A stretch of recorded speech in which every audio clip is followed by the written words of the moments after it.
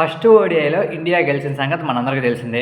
Batting, bowling, fielding అలా ఏది వదిలిపెట్టకుండా అన్నిట్లో మంచిగా పర్ఫామ్ చేసి ఇండియా గెలిచేసింది. ఎలా గెలిచిందంటే ఈజీగా గెలిచేసింది. ఆ ఇంగ్లాండ్ అనేది ఒక టీం అనుకునేలా కూడా అనిపించలేదు, అంత ఈజీగా గెలిచేసింది ఇండియా. సో ఇంగ్లాండ్ మీద ఇండియా ఈజీగా గెలిచేసింది ఫస్ట్ ఓడిఐలో. ఇవాళ సెకండ్ ఓడిఐ జరగబోతుంది మనకి. సో దాని గురించి ఒకసారి చెప్పుకుందాం. ఈ వీడియోలోకి వెళ్ళే ముందు నా ఛానల్ ఎవరైనా కొత్తగా చూస్తుంటే ప్లీజ్ సబ్స్క్రైబ్ చేస్తారని కోరుకుంటున్నాను. అండ్ ఈ వీడియోని లైక్ చేసి స్టార్ట్ చేయండి. Welcome to my YouTube channel cricket boss, Ajay cricket boss. So ముందుగా అసలు ఈ వీడియోలో ఏమేమి చెప్పుకోబోతున్నా ఒక్కసారి చెప్పుకుందాం. ఈ సెకండ్ ఓడిఐ ఎక్కడ జరగబోతుంది, సో టాస్ గెలిస్తే బ్యాటింగ్ తీసుకుంటే మంచిదా, బౌలింగ్ తీసుకుంటే మంచిదా, యావరేజ్ ఫస్ట్ ఇన్నింగ్స్ స్కోర్ ఎంత ఉండబోతుంది, ఈ పిచ్ స్పిన్నర్స్కి అనుకూలించిద్దా, ఫాస్టర్స్కి అనుకూలించిద్దా, అండ్ ప్లేయర్స్ ఎవరు మంచిగా ఆడబోతున్నారు, ఈచ్ టీం ఇంగ్లాండ్ టీం నుంచి మంచిగా ఎవరు ఆడబోతున్నారు, ఇండియా టీం నుంచి మంచిగా ఎవరు ఆడబోతున్నారు, ఇండియన్ ప్లేయింగ్ 11 ఏంటి, ఇంగ్లాండ్ ప్లేయింగ్ 11 ఏంటి, ఇలా అన్ని టాపిక్లు ఒక్కసారి టచ్ చేసుకుంటూ ఎవరికి ఎక్కువ ఇన్నింగ్ ఛాన్సెస్ ఉన్నాయో ఒక్కసారి చెప్పుకుందాం ఈ వీడియోలో. సో ఫస్ట్ ఈ మ్యాచ్ ఎక్కడ జరగబోతుంది, ఇంకొక ఇంపార్టెంట్ టాపిక్ ఏంటంటే కోహ్లీ ఆడబోతున్నాడా లేదా.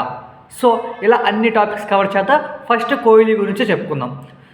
వీడియోలోకి కోహ్లీ ఆడతాడా లేదా, లాస్ట్ మ్యాచ్ ఆడలేదు, సో అది స్లైడ్ స్విల్లింగే అని మనకు ముందుగానే అందరూ చెప్పేశారు. Kohli has a high chances to play in the second ODI against England. So Kohli return అయ్యే అవకాశం ఉంది కాబట్టి Kohli will be the centre of attraction of the match ఖచ్చితంగా. ఎందుకు 2024లో 23 వరల్డ్ కప్ తర్వాత ఇంతవరకు ఒక్క ఓడిఐ మ్యాచ్ కూడా ఆడలేదు కాబట్టి Kohli will be the centre attraction in the ODI format కాబట్టి కోహ్లీ రేపు ఆడితే మాత్రం మంచిగా ఉంటుంది, ఆడతాడని అనుకుంటున్నాను. అది లైట్ స్వెల్లింగ్ అని మనకి ముందే చెప్పారు. రిపోర్ట్స్ ప్రకారం కూడా కోహ్లీ ఆడే అవకాశం ఉందని తెలుస్తుంది. సో మ్యాచ్ ఎక్కడ జరుగుతుంది, కటక్లో జరగబోతుంది. ఓకే, ఇది కటక్లో జరగబోతుంది. ఓకే, మ్యాచ్ ఎక్కడ జరగబోతుంది చెప్పుకున్న తర్వాత టాస్. మ్యాచ్లో ముందుగా ఏముంటుంది, టాస్ గెలిస్తే కెప్టెన్ బ్యాటింగ్ తీసుకుంటే బాగుంటుందా, బౌలింగ్ తీసుకుంటే మంచిగా ఉంటుందా. సో ఇండియా పిచ్లో మనం ప్రతి వీడియోలో చెప్పుకునేటట్టే ఇండియా పిచ్లో ఎప్పుడైనా టాస్ గెలిస్తే బౌలింగ్ తీసుకుంటేనే మంచిదని నేను ఎన్ని టైం చెప్తా, ప్రతిసారి చెప్తా. ఆ డిసిషన్ నాకు రైట్ అని అనిపిస్తుంది. ఎందుకు, సెకండ్లో డ్యూ వచ్చే అవకాశం ఉంటుంది కాబట్టి చేజింగ్ ఈజీ చేయొచ్చు కాబట్టి టాస్ గెలిచిన కెప్టెన్ బౌలింగ్ తీసుకోవచ్చు. కానీ జాస్ బట్లర్ అలా చేయరు. ఎందుకు, వాళ్ళు ఇంగ్లాండ్ టీం, వాళ్ళు బాల్ టీం, సో వాళ్ళు అలా చేయరు కాబట్టి ఫస్ట్ మ్యాచ్లో బ్యాటింగ్ తీసుకొని ఎలా ఉంటుందో రుచి చూశారు. సో ఈ మ్యాచ్ కూడా జాస్ బట్లర్ టాస్ గెలిస్తే బౌలింగ్ తీసుకునే అవకాశమే ఉంది. కటక్లో యావరేజ్ ఫస్ట్ ఇన్నింగ్ స్కోర్ ఎంత, యావరేజ్ విన్నింగ్ స్కోర్ ఎంత. యాక్చువల్గా కటక్లో వచ్చేసరికి 240 అనేది యావరేజ్ ఫస్ట్ ఇన్నింగ్ స్కోర్గా ఉంది. అంటే 240 హై స్కోరింగ్ ఇయర్ కాకపోవచ్చు, రేపు లో స్కోరింగ్ అయ్యే అవకాశం ఉంది.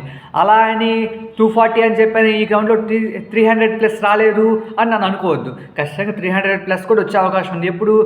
ఒకప్పుడు ధోని అండ్ యువరాజ్ సింగ్ 257 పార్ట్నర్షిప్ చేసినప్పుడు 300+ కూడా వెళ్ళిపోయింది స్కోరు. అలా రాదని కాదు, కానీ యావరేజ్గా అటు ఇటుగా చూసుకుంటే ఈ గ్రౌండ్లో ఎంత ఉంటుందంటే 240 ఉంటుంది యావరేజ్. విన్నింగ్ స్కోర్ 260 నుంచి 280 మధ్యలో కొడితే ఆల్మోస్ట్ విన్ అయ్యే ఛాన్సెస్ కూడా ఉంటాయి ఫస్ట్ బ్యాటింగ్ తీసుకొని. సో విన్నింగ్ స్కోర్ వచ్చేసరికి 260 బిట్వీన్ 280, అంటే బిట్వీన్ 260 అండ్ 280. తర్వాత వచ్చేసరికి ఈ పిచ్ స్పిన్నర్లకు అనుకూలించిద్దా, పేసర్స్ అనుకూలించిద్దా. ఇది బౌలింగ్ పిచ్ స్లైట్గా, ఎందుకంటే లో స్కోరింగ్ గ్రౌండ్ అంటే అని చెప్పుకోవచ్చు, బౌలింగ్స్కి బాగా అనుకూలిస్తుందని. స్పిన్నర్స్ మైట్ బీ ఎఫెక్టివ్ అంటే అంటే ఇండియాకి హై ఛాన్సెస్ టు విన్. అంటే అఫ్కోర్స్ కదా, ఇంగ్లాండ్ వైపు ఒక్క front line spinner Adil Rashid support లేదు. పార్ట్ టైమ్ స్పిన్నర్స్ దగ్గర నుంచి అవి ఎక్కువ వికెట్లు వస్తాయని మనం యాక్సెప్ట్ చేయకూడదు. So Adil Rashid will be the only one player in the spin department in the England. So ఇంగ్లాండ్కి స్పిన్ డిపార్ట్మెంట్ వీక్గా ఉంది. ఆ తర్వాత ఇండియా విషయానికి వస్తే ఫ్రంట్ లైన్ స్పిన్నర్సే ముగ్గురు తేలుతున్నారు. ఎవరు, రవీంద్ర జడేజా, అక్షర్ పటేల్ అండ్ కుల్దీప్ యాదవ్, ముగ్గురు ఫ్రంట్ లైన్ స్పిన్నర్స్ వెళ్తున్నారు కాబట్టి ఇండియాకి కొంచెం బౌలింగ్లో అనుకూలించే అవకాశం ఉంది. అలా అని పేసర్స్కి అనుకూలించుతా అంటే సెమీ న్యూవల్ కొంచెం పాతబడిన తర్వాత బాలు, పేసర్స్ కూడా వేరియబుల్ బౌన్స్ వల్ల కొంచెం మద్దతు దొరికే అవకాశం ఉంది. అలా ఇండియా పేసర్స్ మంచిగా ఉన్నారు, ఇంగ్లాండ్ పేసర్స్ మంచిగా ఉన్నారు. కానీ ఇండియా స్లైట్లీ స్పిన్ బౌలింగ్లో ఎక్కువ ఉంది కాబట్టి ఇండియాకి కొంచెం అడ్వాంటేజ్ అయ్యే అవకాశం ఉంది ఈ గ్రౌండ్. ఆ తర్వాత ప్లేయింగ్ 11 ఎటువంటి చేంజెస్ అయినా జరుగుతాయా లాస్ట్ మ్యాచ్ నుంచి ఎటువంటి చేంజెస్ జరుగుతాయా అంటే జైస్వాల్ ప్లేస్లో కోహ్లీ రిటర్న్ అవుతాడు. అదొక్కటి కొంచెం అదొక్కటే చేంజ్ అయ్యి ఉండొచ్చు. ఇంకోటి ఏంటి, హర్షిత్ రాణా మంచిగా డెబ్యూ చేశారు. As per report Harshit Rana ప్లేస్లో హర్షదీప్ సింగ్ ఆడతారంటున్నారు. ఐ థింక్ మేబీ నాట్, ఎందుకంటే ఇట్స్ రాంగ్. ఎందుకంటే హర్షిత్ రాణా మంచి డెబ్యూ చేశాడు, మంచిగానే బౌలింగ్ చేశాడు కాబట్టి హర్షిత్ రాణానే కంటిన్యూ అవుతాడు. If in case Mohammed Shami fitness మీద ఏమన్నా అంటే లాస్ట్ మ్యాచ్ కొంచెం అంటే స్పెల్ వేసి బయటికి వెళ్ళి వస్తున్నాడు కాబట్టి మళ్ళీ ఏమన్నా అట్లాంటి అవకాశం ఉంటే మొహమ్మద్ షమి ప్లేస్ని రిప్లేస్ చేసే అవకాశం ఉంటుంది, కానీ హర్షిత్ రాణా ప్లేస్ని అయితే రిప్లేస్ చేసే అవకాశం లేదు. సో ఇండియా టీంకి సేమ్ ప్లేయింగ్ 11తో అంటే జైస్వాల్ ప్లేస్లో కోహ్లీ, ఇది ఒక్కటే చేంజ్ ఉండే అవకాశం ఉంది. England have a no options I think maybe, అంటే ఇంకెటువంటి ఆప్షన్స్ లేవు టీంలోకి తెచ్చుకోవాలన్నా కూడా. మార్కుడు సేమ్ ఇప్పుడు ఉన్న పేస్ డిపార్ట్మెంట్ మంచిగా ఉంది, మార్కుడు ఎక్స్ట్రా తెచ్చుకొని అంతగా నీడ్ ఉండొచ్చు, కానీ మార్కుడు వస్తే ఒకవేళ మొహమ్మద్ పోతాడు, మొహమ్మద్కి మంచిగా వేశారు కాబట్టి ఉంటాడు. సో స్పిన్నర్స్ని ఎవరైనా తెచ్చుకుంటారంటే వాళ్ళ వైపు ఇంకా ఫ్రంట్ లైన్ స్పిన్నర్స్ కూడా లేరు కాబట్టి they will continue with the same టీమ్తో వెళ్ళబోతుంది ఇంగ్లాండ్.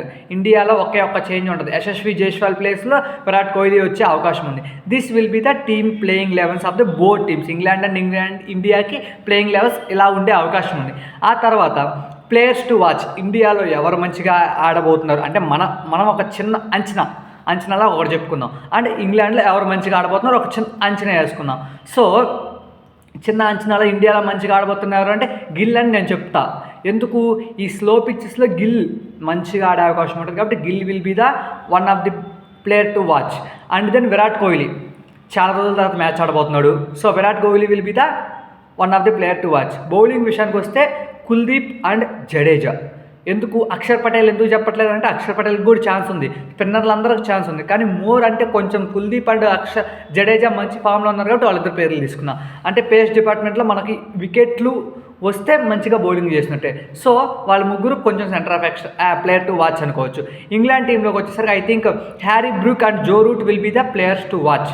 సో ఇలా England Harry Brook and player to watch. Adil Rashid of course in the play, ఏ రోజైనా ఆదిల్ రషీద్ ప్లేలోనే ఉంటాడు, ఎందుకంటే ఫ్రంట్ లైన్స్ మీద ఒక్కళ్ళు ఉన్నారు కాబట్టి ఖచ్చితంగా ఆదిల్ రషీద్ డౌట్ఫుల్గా ఆడతారు కాబట్టి Adil Rashid will always in play. So ఇలా second ODI teams and playing 11s and players ఎవరు బాగా ఆడతారు ఎలా ఉండబోతుంది. So thank you. నా వీడియోని ఎవరైనా కొత్తగా చూస్తుంటే సబ్స్క్రైబ్ చేయండి అండ్ ఈ వీడియోని లైక్ చేయండి. Thank you.